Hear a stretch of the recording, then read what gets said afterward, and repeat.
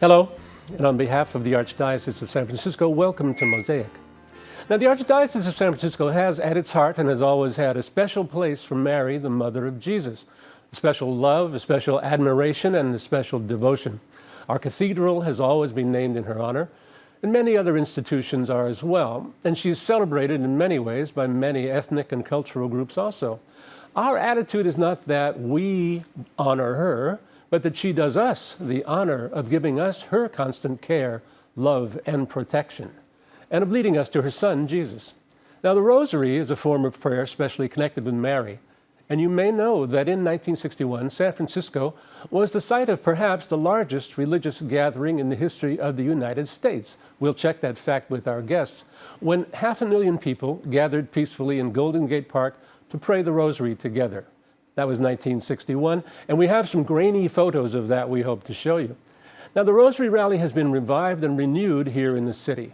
On October 5th, 2019, a Rosary Rally will be held again, the 9th year in a row, when we gather to pray to Mary, to express our faith and communal love. We'll talk about the Rosary Rally and about our Archdiocese's renewed consecration to and dependence upon the Mother of God and her undying love for her children. So please return after this brief break to meet our special guests and Mary.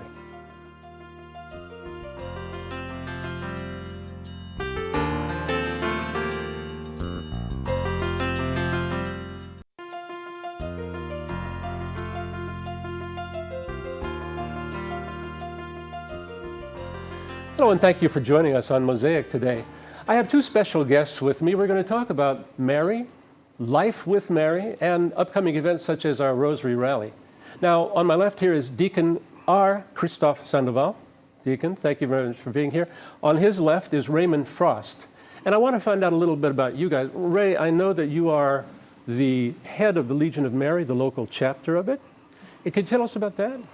Well, we have a number of Catholics, men and women, who are committed to the love of Mary, to unite themselves to Mary and carrying out their daily activities, but also in their time, their free time, they also are committed to apostolic work to try to bring Christ to the world, and that's our mission. The Legion of Mary is in all countries, and it's been in San Francisco since 1933.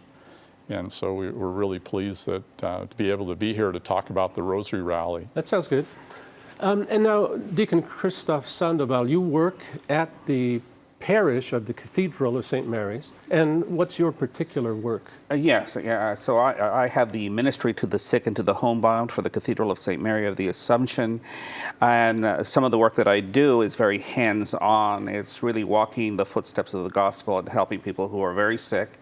I visit 16 skilled nursing homes with their hospices and their dementia units. Right. And I find people in crisis always reaching out to Mary.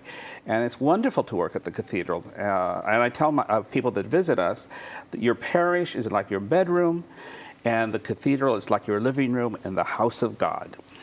Yeah, so we're talking about Mary, who has a relationship special with all of us and with each of you. And in particular, I think, Ray, you worked as the full-time sacristan at St. Ignatius Church, you told me.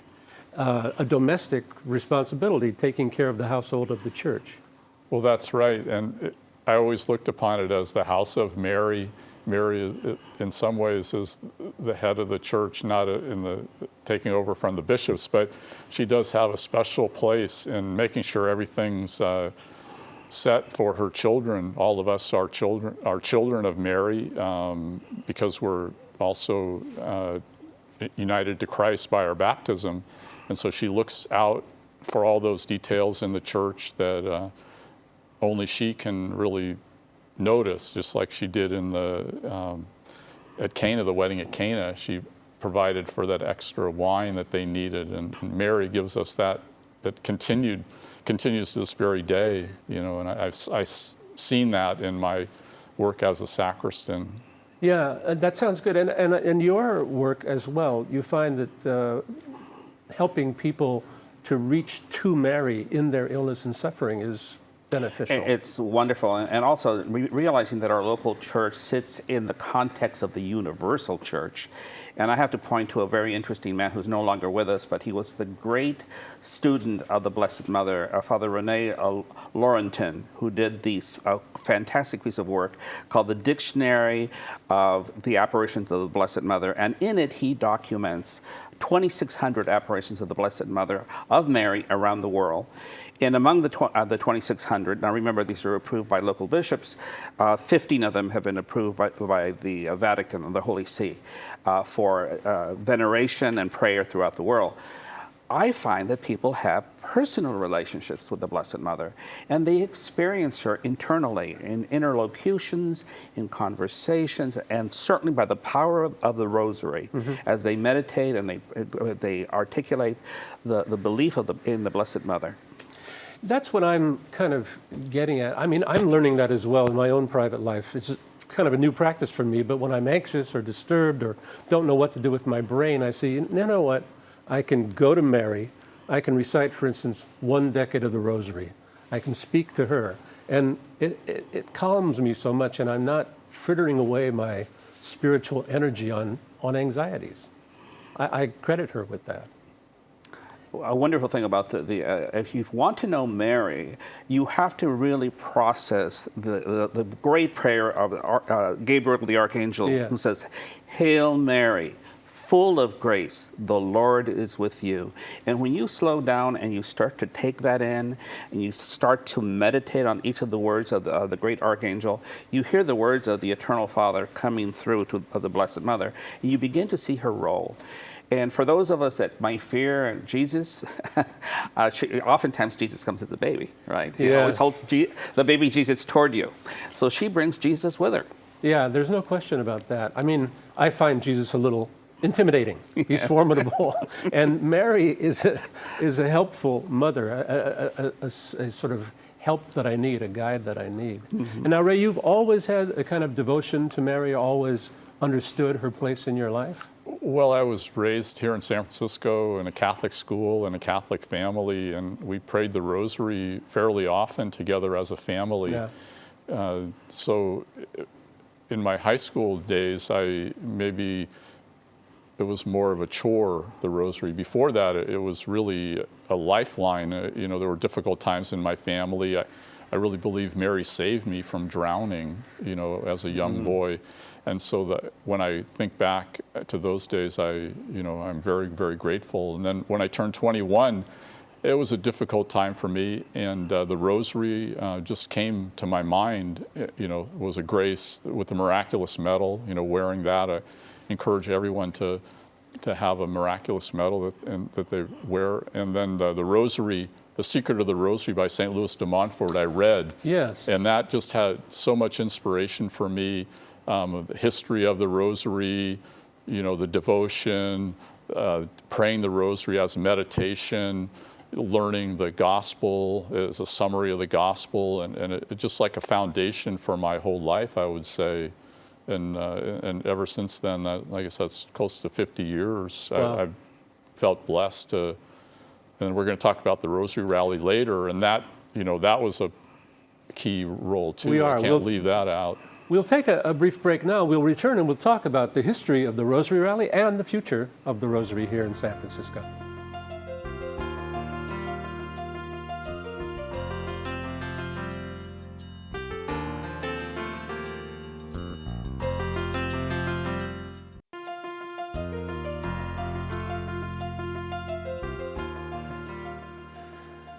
Thank you for joining us on Mosaic again. We're talking about the Blessed Mother, Mary. We're talking about the Rosary, her special prayer. Now, it so happens that my guest here, Ray Frost, who looks much younger than the fact I'm going to tell you about, he was in attendance at the 1961 Rosary Rally in Golden Gate Park. It's a famous event in San Francisco history. I have to admit, look, I'm much younger also, but we were both there. I was a 12-year-old kid, and I know you were younger. But this was Father Patrick Peyton, and came to San Francisco Archdiocese and put on a Rosary Rally in Golden Gate Park. Now, let's look at some photos from it. We'll run some slides on the screen. What these are is stills from a very grainy documentary about 15 minutes long. You can see this on YouTube. We'll tell you later where you can find it. So this is the Family Rosary Crusade, and if we can move through these files, gigantic crowd estimated at 500,000 people. Is that right? That's right. Yeah. And another shot there, same crowd stretching through the park, giant. And here, Father Peyton's mantra or slogan, motto: "The family that prays together stays together." Praying the Rosary was a family occupation. That's Father Patrick Peyton. And Ray, take it from here for the next slides. Patrick Peyton was the emissary. Oh, there we are. Okay. Well, he had the mission from Our Lady to travel all around the world to promote the Rosary and peace in the world. This was a time after World War II, so Yes. people were really desirous of peace, and Our Lady at Fatima did ask for the Rosary. And so he responded to that, and he held these rallies all over the world, in Manila, South Africa, Europe, Ireland. He was from Ireland originally, but he went to the United States and became a Holy Cross priest. Yes, in Hollywood, he made TV shows that were very famous. Many actors were part of it. That's right. So That's right. he was very well known, and we had 500,000 from all over San Francisco. And Ray, there. this picture we're seeing now is significant. And let's see the next one as well, if we can. I think it should be the last. Because what we're seeing here is that in the recitation of the Rosary, which 500,000 people did, up on the stage were families. Right. And Leading families, the Rosary. different colors, different ethnicities, different languages. They led the Rosary for us. We have one more slide, or are we done with those? I think we're good. We're back in the present. So that was 1961. You and I were there. It was a major, major event. And Father Patrick Peyton had this mission and went all over the world with it. Now, tell me about the revivification of the Rosary Rally here in San Francisco. Well, we know that many people have continued to pray the Rosary individually and families, but we haven't had that experience again of coming together as a family of families, you might say, in the church. Yeah. And I felt called, and others too, to restart this on the 50th anniversary of that. So in 2011, we gathered together the Legion of Mary, members from the Knights of Columbus, and just individual Catholics and priests and sisters, and we organized this with the idea that we would like to go back to the polo fields, but for practical reasons that it wasn't possible. We were there at the Civic Center, and that was very inspiring, I think. So you've had this now Rosary Rally, which includes a gathering, a procession, and it will be the 9th year in a row. Yes. I should repeat for our viewers that coming up, should be about a week from now, October 5th will be the Rosary Rally in San Francisco. So can you tell us something about that? How's that going to happen? Well, we'll have Mass starting at 10 o'clock in the cathedral. So we'll begin in the cathedral with Holy Mass, and that will, at the end of the celebration of Holy Mass, we'll have a procession to the United Nations Plaza. So in the last several years, the rally has been held totally at the cathedral, but we're going back to a place where we've been for other Rosary rallies, to the United Nations Plaza, right there alongside Market Street, near the Hyde Street, I believe. And then we'll listen to a talk by a Carmelite priest on the whole scapular of Mary, and also have adoration of the Blessed Sacrament and the Rosary. That'll conclude then with benediction, and so we're looking forward to a spiritual grace for all. That sounds great, and everybody's welcome to attend and to come, right? Yes, we hope Anybody as who many wants to. people as can participate will take advantage of the spiritual opportunity to help our city, help each other, encourage each other, and help our world. And Deacon Sandoval, I hope you'll agree with me. I don't like crowds generally, but I find something so uplifting about the processions and such ceremonies with Mary at their head. We have the Guadalupana feast. Yes. We have this Rosary Rally. We had a consecration to the Archdiocese. What's the spiritual benefit of these kinds of events? Well, remember what a consecration is. A consecration is the entrustment to the Blessed Mother for protection, for healing, for presence. And you know, I go back to our own mothers. When the baby cries, the mother comes running. And when we cry, this mother comes running. So she's always hovering over us, protecting us. So the Archbishop of San Francisco has entrusted the entire Archdiocese, and it is true, our theme is the family rosary.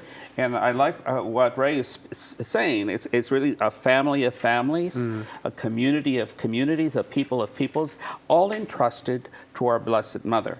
One other thing is remembering that the scapular, which Pope Pius XII said, this is the sign of consecration in perilous times. And I would dare say, given what's going on in the world these days, we live in perilous times. And the idea that the Mother of God can hover over us and protect us from whatever storm there is a beautiful thing. It is, very much so. Let's take another break. We'll be back and talk more and in detail about the Rosary Rally coming up October 5th.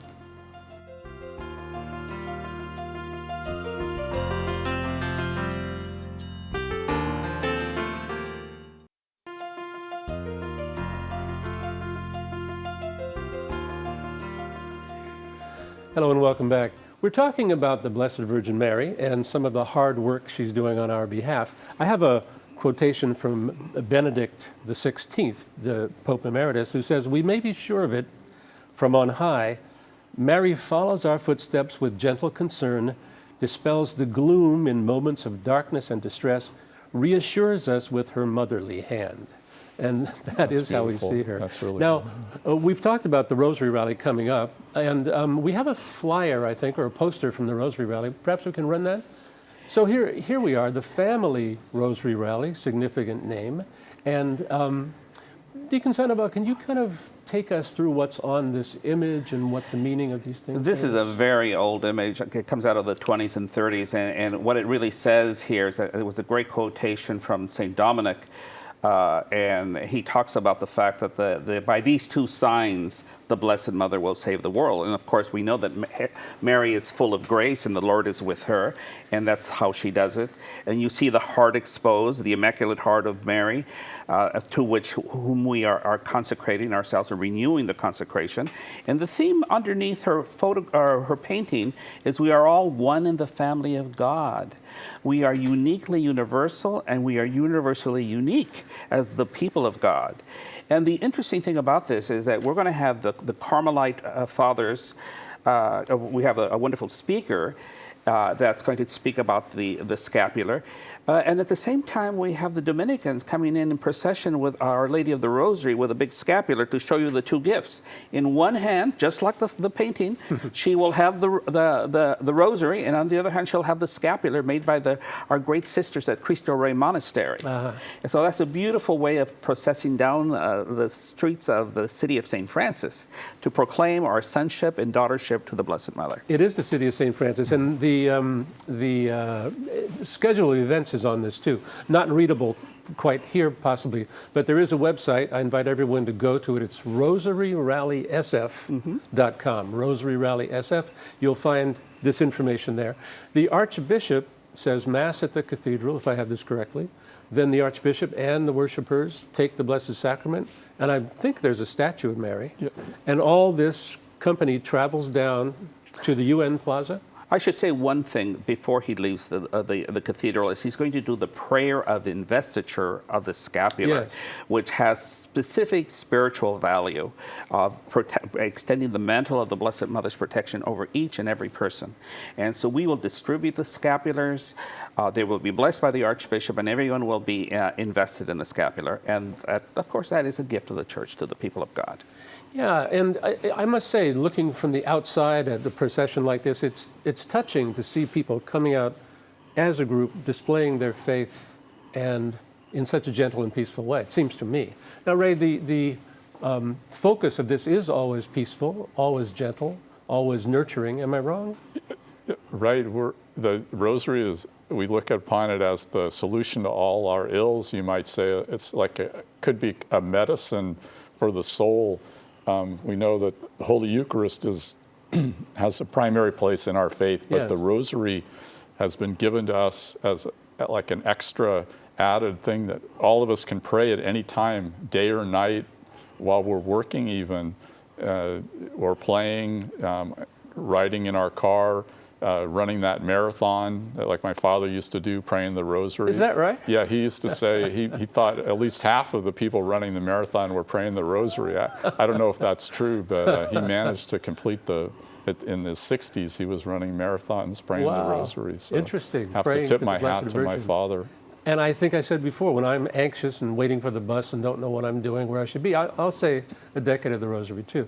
And you were talking about, in fact, we're promoting the Rosary as a theological catechesis, really.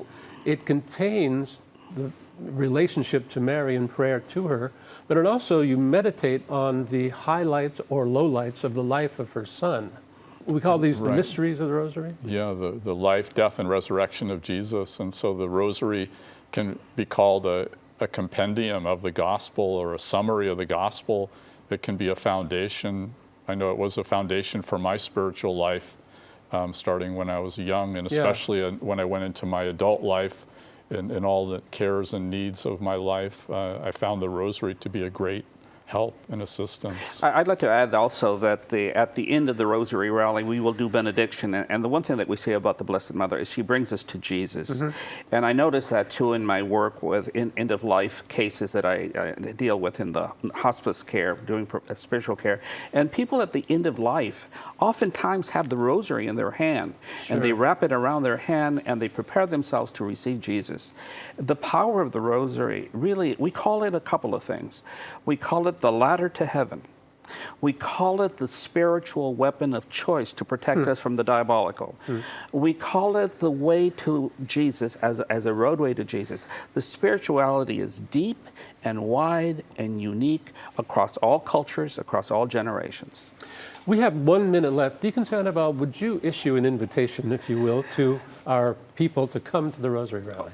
I would ask you to please come and join us in solidarity as a family of families, lifting up the Rosary, inspired with our spiritual father, the Archbishop of San Francisco. Come and receive the sacraments of Eucharist, of reconciliation, the investiture of the scapular, processing with the holy statue of our Blessed Mother, and coming together as a community united in faith.